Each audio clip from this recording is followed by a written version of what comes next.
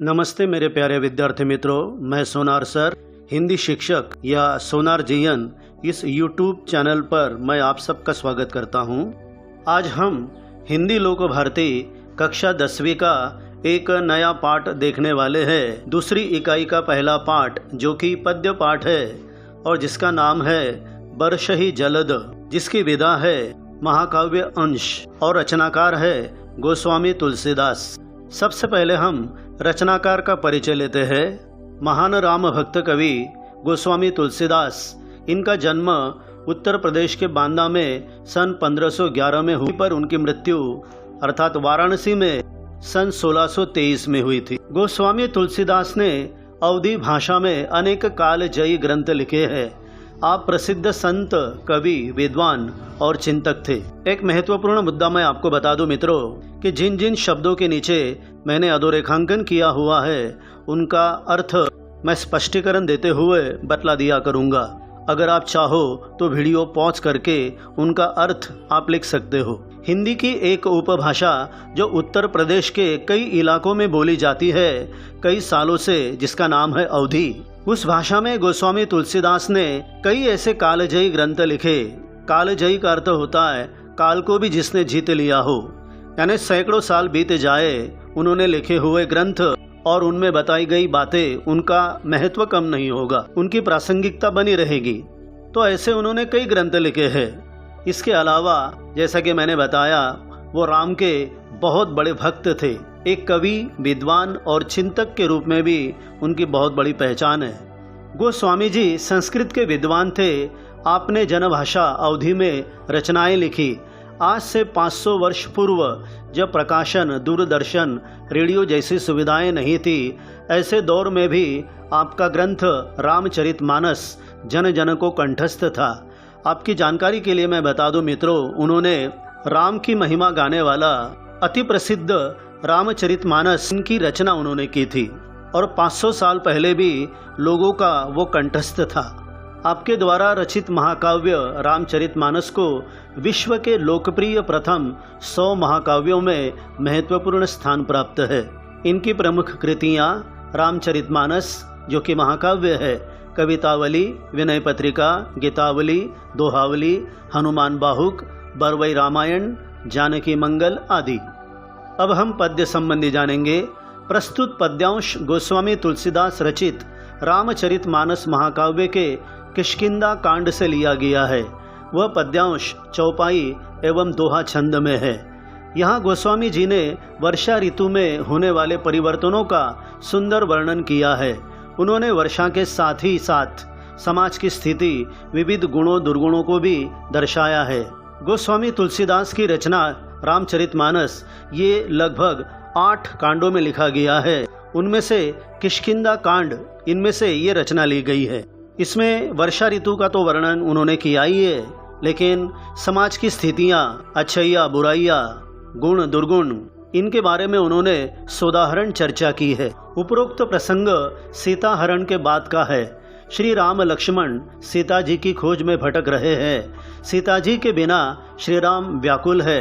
रामचंद्र जी कहते हैं, आसमान में बादल घोर गर्जना कर रहे हैं। पत्नी सीता के न होने से मेरा मन डर रहा है।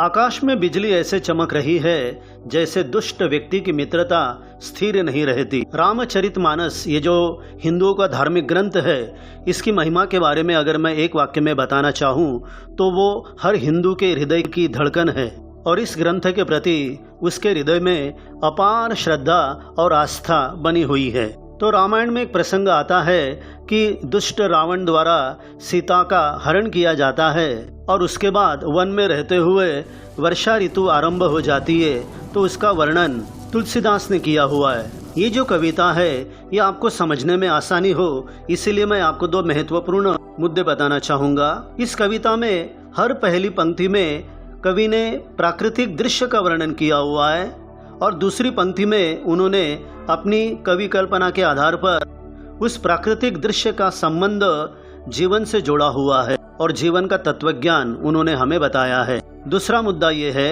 सामने स्क्रीन पर देखिए, एक अत्यंत महत्वपूर्ण मुद्दा बताने जा रहा हूँ। इस कविता में एक ही अर्थ के 4 शब्द आए हैं। उन चारों शब्दों का एक ही अर्थ है और वो है जैसे या जिस तरह या जिस प्रकार। वो 4 शब्द कौन से हैं देखिए। पहला जथा 2 बार आया है, दूसरा जस 3 बार आया है, तीसरा जनु 3 बार आया है, चौथा झिमी ये शब्द तो 10 बार आया है। तो कविता का भावार्थ जानते समय ये बात आपको ध्यान में रखनी है, आपका काम उससे आसान हो सकता है। तो आइए गोस्वामी तुलसीदास की अति सुंदर रचना बरस ही जलद, इसको हम आरंभ करते हैं। इसका अर्थ होता है बरसने वाले बादल। पूरी कविता में जो 4 शब्द का मैंने उल्लेख किया कि जिनका अर्थ एक ही है जैसे, तो उन चारों शब्दों के नीचे मैंने काले स्याही से अधोरेखांकन किया हुआ है, उसे ज़रूर ध्यान में रखिएगा। आइए पहली चौपाई से शुरुआत करते हैं। घन घमंड नभ गर्जत घोरा, प्रियाहीन डरपत मन मोरा, दामिनी दमक रहही घन माही, खल कई प्रीति जथा थीर नाही। दुष्ट और कपटी रावण के द्वारा जब सीता का हरण हुआ तो वन में केवल राम और लक्ष्मण रह गए। एक समय की बात है कि वर्षा ऋतु आरंभ हो चुकी है और आसमान में बादलों की जोरदार गर्जना हो रही है। जैसे किसी व्यक्ति के अंदर घमंड समा जाता है, मानो उन बादलों में भी एक प्रकार का घमंड आ गया है और वो भयंकर रूप में गर्जना कर रहे हैं। यहाँ पर प्रिया शब्द सीता के लिए लिखा हुआ है। डरपत का अर्थ होता है डरता है। यहाँ पर प्रभु राम जी अपनी मन की व्याकुलता लक्ष्मण को बताते हैं कि हे मेरे भाई, बिना सीता के मेरा मन तो बहुत डर रहा है। दामिनी अर्थात बिजली, वो भी बादलों में जोर से दमक रही है, कड़क रही है। तो बादलों की गर्जना और बिजली का कड़कना, इन दोनों कारणों से मेरा मन और भयभीत हो रहा है। यदि इस समय मेरे पास सीता होती तो शायद मैं इतना भयभीत न होता। मेरी प्रिया, मेरी सीता पर इस समय क्या बीत रही होगी। और ये बिजली ना ऐसी कड़क रही है जिस प्रकार कोई दुष्ट या कपटी मित्र होता है, उसकी मित्रता पर कभी विश्वास नहीं किया जा सकता, उसकी मित्रता कभी स्थिर नहीं रहती है, उसी तरह ये बिजली भी कड़क रही है। बरस ही जलद भूमि नियर आए, जथा न वही बुध विद्या पाए। पानी से भरे हुए बादल, जलद अर्थात बादल, वो भूमि के निकट आ रहे हैं। जलभार के कारण वो ऊंचे आसमान से भूमि के, जमीन के बिल्कुल निकट आ चुके हैं, झुकते जा रहे हैं। अब ये हुई प्राकृतिक दृश्य की बात। इससे गोस्वामी तुलसीदास क्या बताना चाहते हैं कि जिस प्रकार कोई विद्वान व्यक्ति होता है, कोई बुद्धिमान व्यक्ति होता है, जब वो पूरी विद्या ग्रहण कर लेता है तो वह भी विद्या पाकर बिल्कुल इन बादलों की तरह नम्र हो जाता है और झुक जाता है।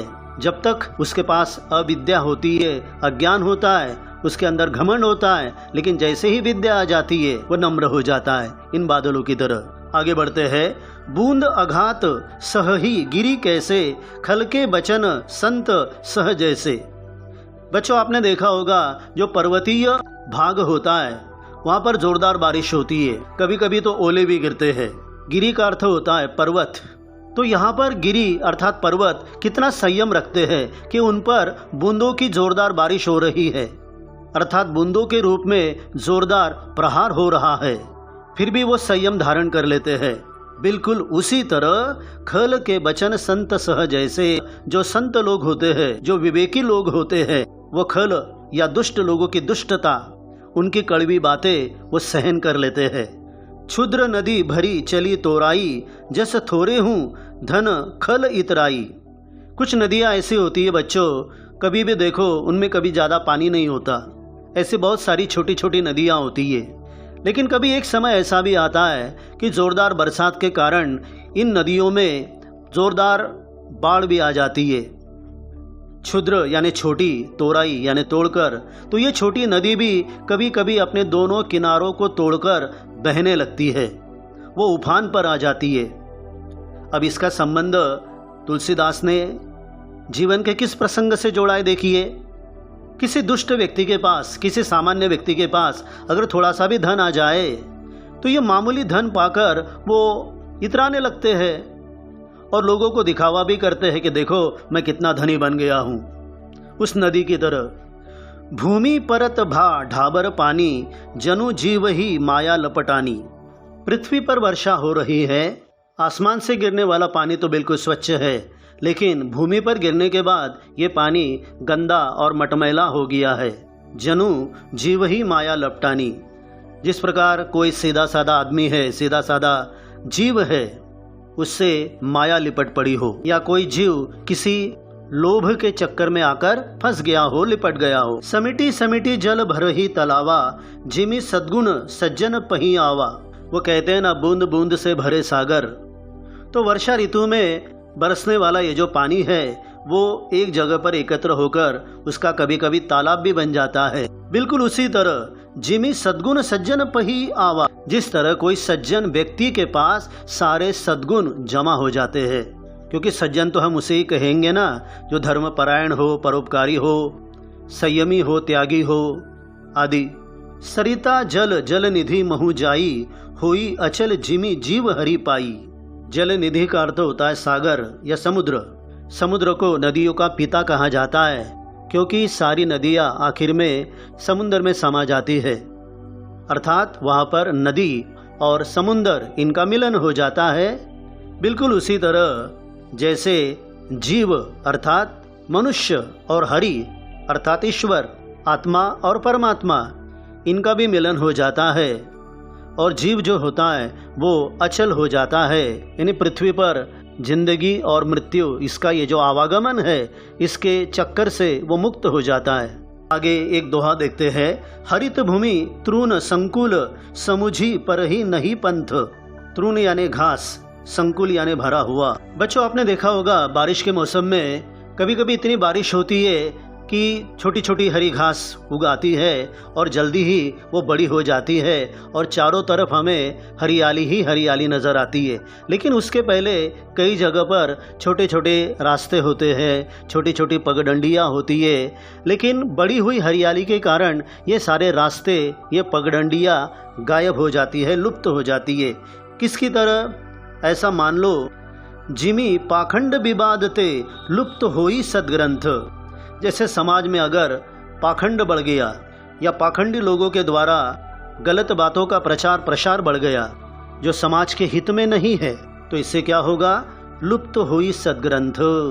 लोगों का ग्रंथों पर का विश्वास भी उठ जाएगा, ग्रंथों का महत्व कम हो जाएगा।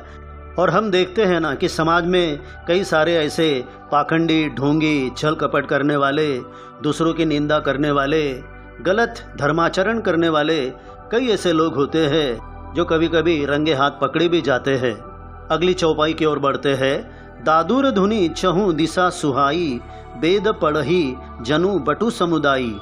दादुर यानी मेंढक, धुनी यानी ध्वनि, चहु दिशा यानी चारों दिशाओं में, सुहाई यानी अच्छा लगना, बटु यानी बालक, समुदाय यानी समुदाय। इसका अर्थ ये बच्चों कि बारिश के दिनों में जहाँ वहाँ हमें मेंढकों की ध्वनि सुनाई देती है और उनका ये डराव डराव करना अच्छा भी लगता है। इससे तो कभी कभी ऐसा आभास होता है, यानी गोस्वामी तुलसीदास कहते हैं कि मानो एक जगह पर बैठकर छोटे छोटे नन्हे नन्हे बालक वेदों का उच्चारण कर रहे हो। नव पल्लव भय बिटप अनेका, साधक मन जस मिले विवेका। पल्लव का मतलब होता है नई नई कोंपले, बिटप अर्थात पेड़, साधक यानी साधना करने वाला, विवेक यानी ज्ञान। बेचैन करने वाली गर्मी की ऋतु जब चली जाती है और जब वर्षा ऋतु का आगमन होता है, जब नन्ही नन्ही फुहारें धरती पर पड़ने लगती है, तो हम देखते हैं कि कई जगह पर बिटप अर्थात पेड़ों पर नई नई कोंपलें आने लगती है। अर्थात वो जो पेड़ होता है वो कोंपलों से भर जाता है, उसकी सुंदरता भी बढ़ जाती है। बिल्कुल उसी तरह जैसे कोई साधना करने वाला साधक होता है, उसे जब ज्ञान मिलने लगता है तो उसके बाद वह भी एकदम प्रफुल्लित हो जाता है, बिल्कुल उस पेड़ की तरह। अर्क जवास पात बिनु भयहु, जस सुराज खल उद्यम गयहु। अर्क जवास यानी मदार और जवासा नाम के ये छोटे छोटे पौधे होते हैं, कभी इनके पेड़ भी देखे जाते हैं। तो कितने आश्चर्य की बात है कि बरसात का मौसम होने के बावजूद भी इन पेड़ों पर जो पत्ते होते हैं वो झड़ जाते हैं, वो बिना पत्तों के हो जाते हैं। इसका संबंध गोस्वामी तुलसीदास ने स्वराज्य से जोड़ा है। जैसे किसी अच्छे स्वराज्य में अगर अच्छा वहाँ पर शासक है तो वहाँ पर दुष्टों का धंधा, उनके उद्योग मानो पूरी तरह से बंद हो गए हो, खत्म हो गए हो। क्योंकि अच्छा शासक होने के बाद कुछ बुरा कर्म करने की उनकी हिम्मत ही नहीं होगी, उन्हें तो वहाँ से भागना ही पड़ेगा अपना बोरिया बिस्तर समेट कर। आगे बढ़ते हैं। खोजत कतहूँ मिलई नहीं धूरी, करई क्रोध जिमी धर्म ही दूरी।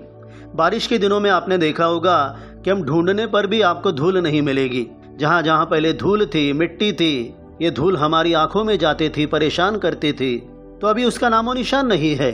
इसका संबंध जोड़ा है उन्होंने इस बात से। देखिए कि जैसे कोई क्रोधी या गुस्सैल व्यक्ति होता है, जब वो गुस्सा करता है, क्रोध करता है, तो उसका विवेक नष्ट हो जाता है, अच्छे बुरे की समझ नष्ट हो जाती है और उससे अधर्म हो जाता है, अर्थात धर्म भाग जाता है। ससी संपन्न सोह मही कैसी, उपकारी कई संपत्ति जैसी।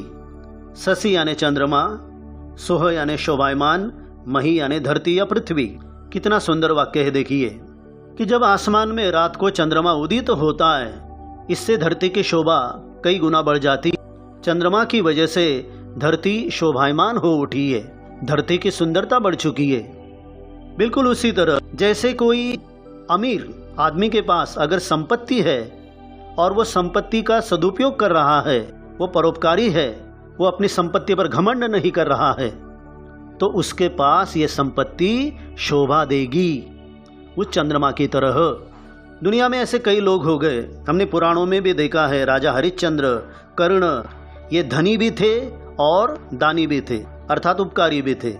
और आधुनिक काल की अगर बात करें तो रतन टाटा, अजित प्रेम जी, इनका भी आपने नाम सुना होगा। ये भी बहुत अमीर है, लेकिन समाज के प्रति अपना कर्तव्य निभाते हैं। निसी तम घन खद्योत बिराजा, जनु दम्भिन्न कर मिला समाजा। निसी यानी रात, घन यानी घना, खद्योत यानी जुगनू, दम्भिन्न यानी घमंडी, समाजा समूह। अर्थ देखते हैं।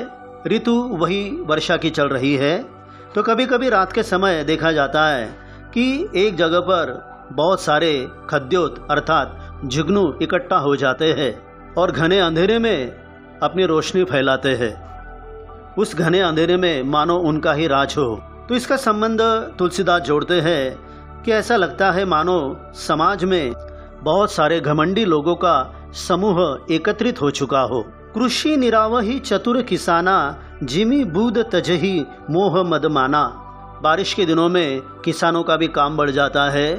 वे अपने खेतों में निराई करने लगते हैं, यानी फसल के आसपास जो घास फूस होती है उसे निकालकर वो फेंक देते हैं, जिसे निराई कहते हैं।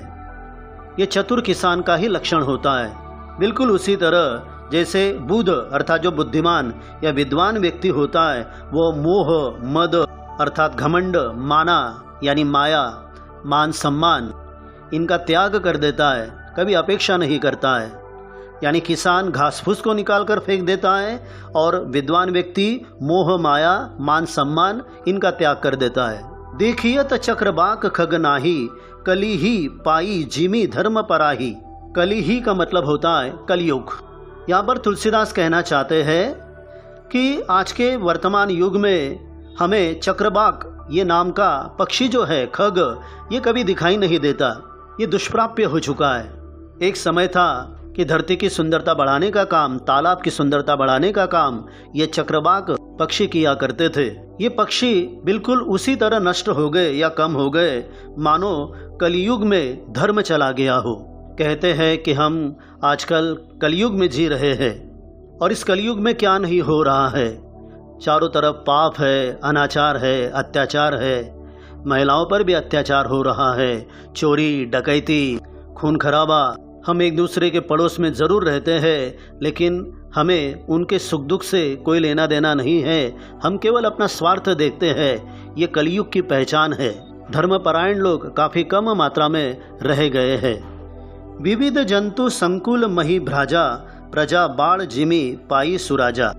जंतु का अर्थ होता है सभी प्रकार के पशु पक्षी, कीड़े मकोड़े, जंगली पालतू प्राणी वगैरह वगैरह। मही यानी पृथ्वी, भ्राजा का अर्थ होता है शोभायमान। तो हमारी ये जो पृथ्वी है ये सभी प्रकार के जीव जंतुओं से भरी हुई है और इसीलिए शोभायमान है। जरा कल्पना कीजिए बच्चों, ये सारे जीव जंतु पशु पक्षी ना होते तो धरती कैसे होती। तो धरती की शोभा इनसे ही है। बिल्कुल उसी तरह जिस तरह अगर सुराज्य आया, अच्छा शासन आया, प्रजा सुखी रहती है। जहाँ तहाँ रहे पथिक थकी नाना, जिमी इंद्रिय गण उपजे ज्ञाना। कभी कभी हम बारिश के दिनों में देखते हैं कि जहाँ तहाँ यानी यहाँ वहाँ राहगीर पथिक जो है वो किसी न किसी काम से थके हुए बैठे हुए नजर आते हैं। बैठने से पहले उन्होंने बहुत काम किया है, लेकिन थकने के बाद अब वो बैठ गए हैं। बिल्कुल उसी तरह जब हमें ज्ञान प्राप्त हो जाता है, जीवन कैसे जीना चाहिए, हमारे जीने की सार्थकता क्या है, तो जब ये आत्मज्ञान की हमें प्राप्ति हो जाती है तो हमारे ये जो इंद्रिय होते हैं वो विषय और वासना की ओर कभी नहीं जाते, वो उनका त्याग कर देते हैं। अंतिम दोहा देखते हैं, कबहू प्रबल बह मारुत, जहाँ तह मेघ बिलाही। कबहू यानी कभी कभी, मारुत यानी हवा, बिलाही गायब होना या उड़ जाना। आमतौर पर बारिश के दिनों में ये दृश्य भी हमें दिखाई देता है कि कभी कभी अचानक तेज हवा का आगमन होता है, वो काफ़ी प्रबल होती है। उससे क्या होता है, यहाँ वहाँ आसमान में जो बादल है वो भी उड़ जाते हैं। जिन बादलों से या बारिश की संभावना थी वो भी गायब हो जाते हैं। जिमी कपूत के उपजे, कुल सदधर्म नसाही। कितना सुंदर उदाहरण है। कपूत यानी बुरा या नालायक पुत्र, नसाही यानी नष्ट होना, कुल यानी खानदान। जैसे कोई श्रेष्ठ खानदान होता है, कुल होता है, परिवार होता है, समाज में सालों तक उस परिवार की, उस खानदान की इज्जत या आबरू को मानने वाले लोग होते हैं। लेकिन किसी पीढ़ी में अगर उसी कुल में अगर कोई कपूत पैदा हो गया, नालायक पुत्र पैदा हो गया, तो उस कुल की जो मर्यादा है, जो धर्म है, या अब तक की उनकी जो इज्जत है, वो सब मिट्टी में मिल जाती है, नष्ट हो जाती है। यहाँ पर रावण का उदाहरण दिया जा सकता है। विद्यार्थी मित्रों, आपको पता होगा कि रावण के पिता जिनका नाम था विश्रवा, वो एक महान ऋषि थे, लेकिन उनका पुत्र रावण कितना दुष्ट था यह हम जानते हैं, और केवल उसकी दुष्टता के कारण उनके कुल को कलंक लग गया। कबहू दिवस मह निबिड़ तम, कबहू क प्रगट पतंग। बारिश के दिनों में कभी कभी बादलों के कारण दिन में भी इतना अंधेरा फैल जाता है कि ऐसा लगता है शाम हो गई हो या रात हो गई हो। ऐसा क्यों होता है?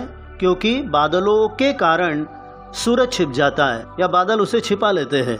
बिन सही उपजई ज्ञान जिमी, पाई कुसंग सुसंग। बादलों के कारण सूरज का छिपना, इसका संबंध उन्होंने अगले इस उदाहरण से जोड़ा है। यहाँ पर उन्होंने कुसंगति और सुसंगति के बारे में अच्छे विचार प्रकट किए हैं। अगर हम अच्छे लोगों के सहवास में रहते हैं तो हमारा आचरण अच्छा होता है, हमें नए नए ज्ञान की प्राप्ति होती है, जीवन जीने की कला से हम अवगत होते हैं। इसके विपरीत अगर हम बुरे लोगों के संगत में रहते हैं तो हमारा अच्छा आचरण भी खराब होने लगता है, हम अज्ञान के फेरे में पड़ जाते हैं, हम अपने संस्कार, हम अपनी संस्कृति को भूलने लगते हैं। तो यहाँ पर विद्यार्थी मित्रों, ये कविता पूरी होती है। कविता के आरंभ में जो मैंने एक मुद्दा आपको बताया था कि इस कविता में पहली पंक्ति प्राकृतिक दृश्य का वर्णन करती है और दूसरी जो पंक्ति है वो उसी के आधार पर जीवन से जोड़ती है। तो इसे मैंने अपनी आसान शैली में बताने का प्रयास किया है। मैं आशा करूँगा कि ये वीडियो, ये कविता आपको अवश्य अच्छी लगी होगी। तो YouTube पर मेरा जो चैनल है हिंदी शिक्षक या सोनार जीएन के नाम से, उसे आप अवश्य सब्सक्राइब कीजिएगा। धन्यवाद।